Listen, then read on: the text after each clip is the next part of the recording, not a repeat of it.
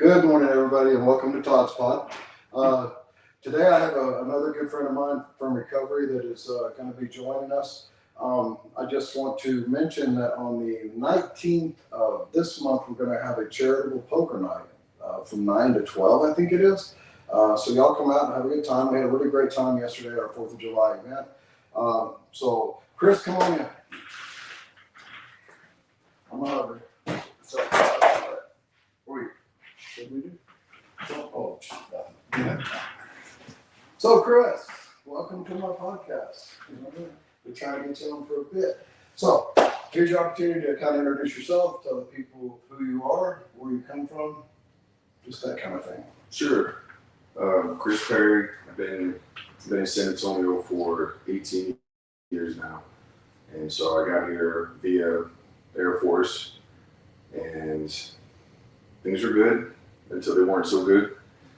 And I'll always tell people about the Air Force motto, which is aim high, and I chose to get high. And so that was a deal breaker, and I had to go on my way. And so kind of got stranded here, but I'm thankful for that because this is also where I found my recovery. So, September 30th of 2020, that's a date that's near and dear to me, and that's where things started to begin to get real good. Yeah. Yeah. Okay. So what does that look like? I mean, what tell us about yourself when you discovered that you needed recovery. What was that like? It was. I don't think I was really understanding the gravity of the situation. People would tell me, Chris, maybe if you just did this, or Chris, maybe you should get the help. And for me, it was a matter of, look, I'm telling you what I need help with. And I need a little bit of money. I need just a little bit of faith. I need a little bit of this. I need to sleep on the couch. I was trying to persuade them on what it was I needed help with. They, of course, they saw it otherwise. And so one day I heard it before in the rooms, but it was like everyone else knew, and I was like the last one to find out. And so I wouldn't deny that I had a problem. I just didn't know how deep it really ran. And it looked like stints of homelessness, me getting back up on my feet, doing well, and then I'd be abstinent for a period of time, and things would start to get, pretty good, or they'd get better, good enough for me to be convinced that, okay, whatever happened last time, it's not going to happen again. I'm certainly not going to let it get that bad. That was an eye opener, and maybe I could step out of retirement for a little bit. Yeah. But it just got worse. So each time that I would kind of gather myself and get back up on my feet, I'd test the waters again, and it'd be even worse. Just suck you under quick, huh? Yes. Yeah. Maybe not immediately, but I was noticing that I could tear it down even more in a shorter period of time. Yeah. So, what about your childhood? What was that like? How old were you when you first started dabbling into substances or alcohol or anything like that? Substance 15, 16. Looking back, I could tell that I had the behaviors long before I picked up my first drink or, sort of began to use. Okay, what did that look like? It looked like stealing and pornography. Okay, all right, so you had that personality, the addictive, I get it. Yeah, it began with, petty theft, stealing Matchbox cars from the department store, and, little G.I. Joes and packs of baseball cards and whatnot. And then, that was 8, 9, 10 years old. Yeah. Yeah. So So you were about 15 when you started using substances, but I guess weed or Drink. drink? Okay, all right. And then how old were you when you went in the military? 20 years old. 20? Mhm. Okay. All right. So you, how long were you in the military? 8, almost 9. Almost 8 9 years, 11 months. Yeah. Lasted a lot longer than I did. I was in for a very short period of time, but I was also deep in my addiction to my alcoholism at the time, you know, so I definitely did not last a long time, but it was life changing for me. I think that I couldn't be the man that I am if I hadn't gone through that little bit of military experience to make a man out of a boy, I guess, maybe something like that. But so what do you do today? What is your life like today? Life today. Life today is pretty freaking good. Yeah. And I know I could be kind of stoic and dry at times. And so I'll let you know this. I used to hate that saying of I wouldn't trade my worst day in recovery for my best day actively drinking or drugging. I heard that early on, and it would it didn't sit well with me. Some time goes on, and there was a day where I actually found myself that saying that used to bring me discomfort actually roll right off my tongue very easily too. And I look at the past as a reference, and it's unbelievable in some ways. Things have come around full circle. I feel the feelings of wanting to help someone have been there for as long back as I can remember, and it would be genuine and sincere, but I was 1 foot in and 1 foot out. And so people would be reluctant to receive the feedback I had for them because they saw how I was living, and I wasn't living proof, of being like an upstanding, honest, a man of integrity. I had all those, alcoholic and addict tendencies, and so I really wanted to help, just wasn't really helping myself.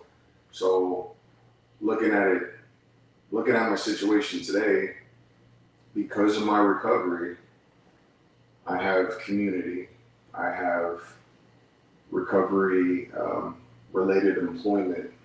Mm-hmm. I look at the relationships that I've been able to salvage, or it's not me, but I look at the relationships that were salvaged and restored, rekindled, thankful for that. And what I was looking for, it had been there the entire time. I had been saved, I had been found. I had that veil. And so beginning to work some recovery, that veil was lifted, and come to find out, like, everything was right there. Now, having a purpose-driven life and things having meaning, I value so much, because I stumbled across a definition or a term some years ago, and it defined a meaningless, purposeless life. And I held on to that at that point in time. I was like, man, that makes perfect sense, And today I don't agree with it. I know that there's probably individuals out there that, hold on to that, and I feel like what I'm a part of today, there is purpose. So if I go to work, it doesn't feel like I'm completely lost or out of place.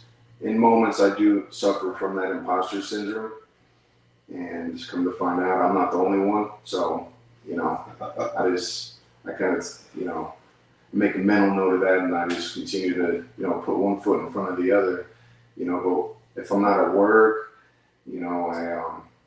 I actively participate in my recovery. And so, if I go to my home group, or if I do, this different types of fellowshipping, it all keeps me anchored in the here and now, because I've been known to be a drifter, a wanderer, and not necessarily literally, but more maybe figuratively. I could be here right now and then just be checked out, mentally, just way, way, way, way out. But the people, places, and things, the same things that one could identify as triggers today are the things that help keep me grounded. Also, Yeah. So on the purpose line, I'm like you. Early back when I was deep in my addiction, my alcoholism, and everything, I really couldn't find any kind of purpose in my life, right? Or any purpose for my life, other than I had kids and I needed to raise them and things like that. But in recovery, I look back and every single day of my life had purpose to bring me where I am. And I today, we both know a guy named Billy that's in recovery, right? He's been in recovery for a very long time. And I believe it was him that I was in a meeting early in recovery. And, those cliches used to drive me nuts. I was like, easy does it, come on, man. One day at a time, all those things I just used to really think they were like, crazy. And I remember him sitting there one day and he was like, well, it just keeps getting better. And I'm like, well, how much sobriety you got? I think he had 20 years. It just keeps getting better. And I'm like, you're so full of shit. How could something, because really previous life, that wasn't my story in my life in the past, right? But man, I tell you, it does just keep getting better. And I thought that was just so ridiculous of a thing to say, but I see it now. And I couldn't see it then. So all these, and every single one of those cliches makes perfect sense to me now. I used to, they do. I remember when people, the promises that are in the big book. I remember when people used to read those at the meetings and I was like, man, sure would like to have some of that, And then things started happening in my recovery. And it was like, the thing that threw me, I'm a guy that'll find any way to throw something off, right? And it was said, well, before we were halfway through, or when we were halfway done, well, I think, I'm not even halfway done yet. How can this, I have to wait. Come find it, I have to wait. Things can happen pretty fast. Chris, if you had to put a word on you today, what would it be? consistent. Consistent. Okay. Consistently, Chris. Consistently, Chris. That's true, though. You are consistent. But those things those are the gifts of our recovery, right? Those are the things we get that are amazing. To be, I never think of myself here and people there. I always think of myself equal, right, on equal footing, and I see that in your daily walk with people. I mean, it's you do work with, I guess quite a few men on a daily basis, and you help those men. And on the flip side of that, have you ever been in that program? You want to talk about that a little bit? Sure. There's a sober living dorm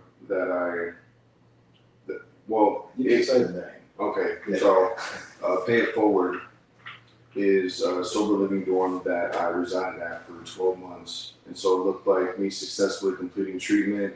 It looked like me applying via an application. I got brought in. I was interviewed with the men that resided at the program. Okay. Got accepted into the program, and then upon successful completion of that treatment, I was able to transition into the sober living dorm. And I resided there for 12 months. Now, when I heard the length of the program, the recommended length of the program, I kept to myself the thought of like, there's no way I'm staying an entire year. 6 months, give or take. But after that, no, I'm good. And I held on to that. What I realized was how quick time would go on me while I was there residing in the program. So I remember, just coming to and realizing, shit, are you good? I'm about 3 months into my program. And then it's like I look away and I look back and it's like I'm already knocking on the door of 6 months. And so I eventually cozied up to the idea of just remaining there in place for the entire year. But I didn't want any more than 6. Now, there have been other sober living, places that I had gone to, and I'd be there for tops for maybe 5 months, and it eventually get to a point where an inescapable idea of like, this is not for me. I need to go, and I need to go like now. While I was there at Pay It Forward, it was a complete different texture, and there would be times where I'd have to go off the campus and taking care of whatever I needed to, and life gets messy, out there. Right. And I would feel that sigh of relief whenever I get to the doorstep. Whenever I'd be making my way back to the dorm, I'd have that feeling of like, I'm home. That safe, secure feeling. And then I get into the dorm, and I'd be kicking it with the fellas, and come to find out these dudes are super talented. They got skills in the kitchen. They're funny, laid back. We had wonderful times. I did. So, yeah. I did. Well, so I'm alone. I have paid for it myself, and I also remember that feeling of getting back and coming back through security, and getting back on campus, and it's like, I made it. Yeah, I remember that. Now that you say that, I forgot it. And the cooking part, there was one guy that was in there when I was in there, and he made these, he put chicken thighs with black beans in a crock pot, put them in there in the morning, man. That was great. So yeah. But the people in recovery seem to be very talented. I find that a lot of talent in all different ways of people that are not other normies have talent too, but there seems to be an exceptional amount of talent of people, because I'm to see, like, for instance, people that draw, to see some of the stuff they draw is like, wow, or had another friend, Tyler, he was in Pay It Forward, and to hear him play the guitar and sing was amazing. It's just crazy that all these other people have all these talents. I mean, we all have talents, but I'm not an artist and I'm not a guitar player yet. I'll say yet. So theirs was Pay It Forward. That was 12 months. And how long ago was that? That was January of 21 into January of 22. Okay. And then you went to work for Pay It Forward when? In March of 2023. How do you feel about? So this is kind of a touchy thing, and it's touchy with me too, because sometimes I question how I feel about certain things, right? How do you feel about knowing that there's men out there that you've helped that might not have otherwise made it had you not helped? I mean, I know that that's a tricky little question, right? I'm not trying to dig into, because I have a struggle with ego and pride, right? Horrible struggle with that, right? So how do you feel about that, knowing that you get to put your head down every day knowing you help save somebody? Someone took the time for me, and I don't want to disrupt or stonewall the process. I want this thing to be able to stay in motion. And so doing things to maximize my usefulness to others, that's a quote from a book that's very near and dear to me. And, certainly looking to see what I can pack into the stream of life. I understand that it's less of me and more of him. Mm-hmm. And sometimes that will surface, in my environment, with people, places, and things. And if I've been afforded opportunities, what can I do to help this individual, man, woman, child, with being able to receive their blessings or their slice of serenity. Mm-hmm. Sometimes that thought doesn't occur to me in that very moment. It's just a response. I look back and I feel that there's times I didn't do my end, or there's more that maybe could have gotten done. And the way I see it, Todd, is I go out there and being consistently Chris, who knows what helps an individual. So the times where I'm really beating myself up, and saying that, oh man, I could have done more, or I fell short. That could have been an interaction where, you know, something was said or received, and it was able to, you know, help turn someone's, you know, thought process. And for those times where I feel like I aced it, you know, I got A+, and you know, Right. look at me. That could be persuasion via ego. Yeah. And telling me, oh, kudos, good job, because it's not all fluffy bunnies and rainbows, Right. you know. And so there are those difficult moments of no being a response or an answer or a complete sentence, Mm-hmm. and then confronted with the, well, why not, or what about him, or what about them, and you know. And I feel like there's, you know, if anyone understands about diversion tactics or, you know, manipulation 101, I mean, for sure, you know, I've had some experience with that, but I just don't really. I'm just open minded to the helping part of it, because I don't really. I feel like I don't entirely understand what that help, how I could have been of help to that person. But what I want to do is remain open minded. I want to be honest with self and others, and keep that willingness, so that way I really can be a conduit for my higher power. Yeah. Well, so I'm a huge God guy. You know, I don't hide that fact from anybody. And I think that something that I came to understand a while back was that there are those times when we feel like maybe we could have done more. But then what I got out of that was we did exactly what we were supposed to. You know, I don't think anything happens by accident, right? And I think if you're supposed to say 3 words, you say 3 words. Even though we may not feel that that's enough, but you'd be surprised how many times, you know, we do things and we'll never see the result. I mean, what, 75% of the people that come through your program, you're not going to see them in 5 years. And you're not going to know the effect that Pay It Forward had on that individual. But you know for a fact that Pay It Forward saves lives, right? It gives men and women, because there's women's Pay It Forward also, that opportunity. And to be honest, when I got out of treatment, if I hadn't gone to Pay It Forward, I don't know that I would have been successful, because I didn't stay the 12 months, but I wasn't ready to go into the world. You know, I needed more than just treatment. And so I'm super grateful for that program. I'm super grateful that I was able to experience that. Yeah, every single day. I definitely loved that experience that I had. And there were challenges, there were times, you know, I ran up against the guy that ran the dorm at the time a few times, you know, but we're great friends now, you know. But at the time it was like, you know, you're right. We don't understand a lot of things that we come to understand down the road. You know, so, all right, Chris, you got anything else you want to add to your little story? I think what you're doing is awesome.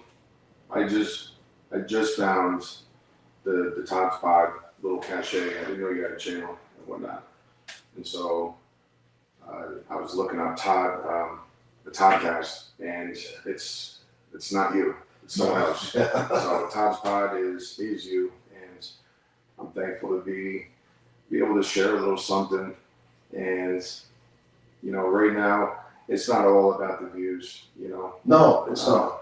And it's about, for me, it's just being able to sit in the chair, to share this time, this space, and just thankful for just being called up. And early on, when they talk about service opportunities, now if, you know, like down the road, you know, don't be surprised if people ask you to speak or, you know, to share, or, you know, you involve yourself with, you know, doing little things, right? And it can lead to others, other opportunities. I'd want to call, you know, I wanted to call bullshit. You know, I didn't really think that someone like myself would be in a position to help or to be trustworthy and to stick to any commitments. I knew my MO, I knew my track record, and I'd be one pretty selfish.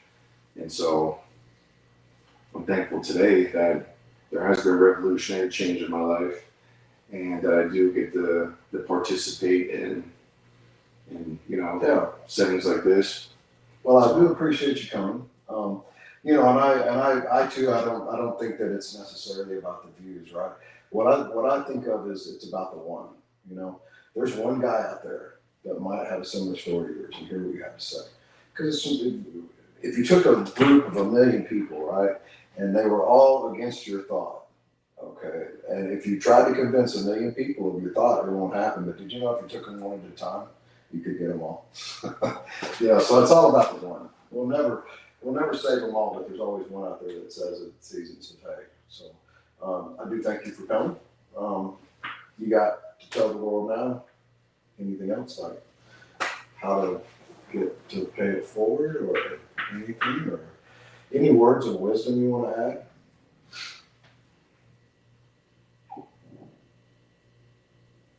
We can put all our eggs in one basket, and I feel like that's a version of complacency or resting on our laurels.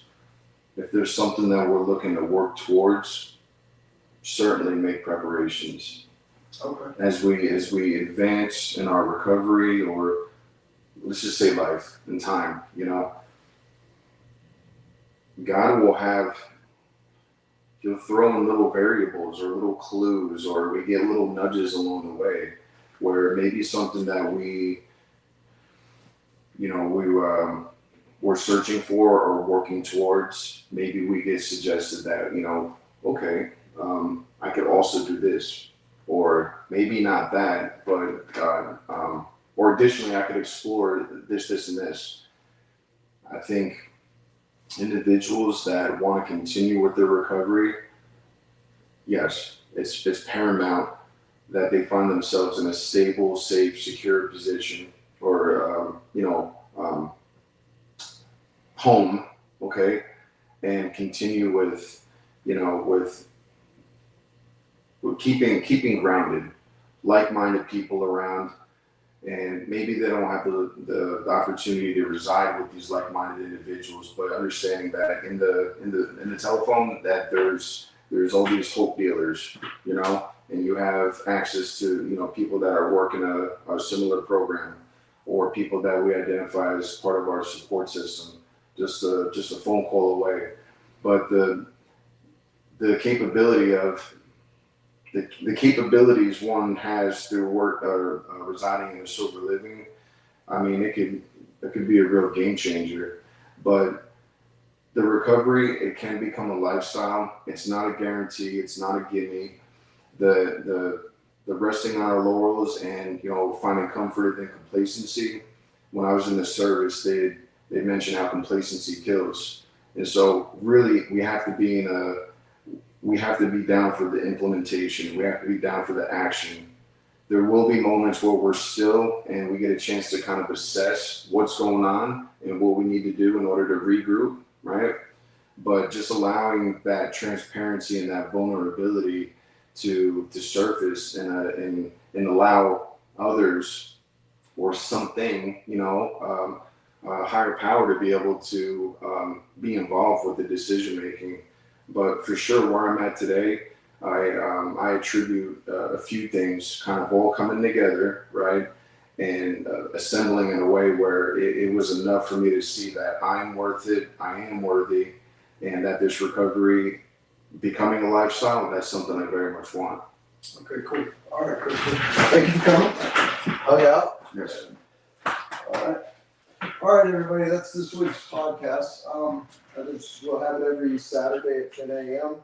And we do thank Chris for coming. And you can reach me at opportunityrecoverygroup.com. You can scroll down and put your information. If you have any questions or any needs or anything, feel free to reach out.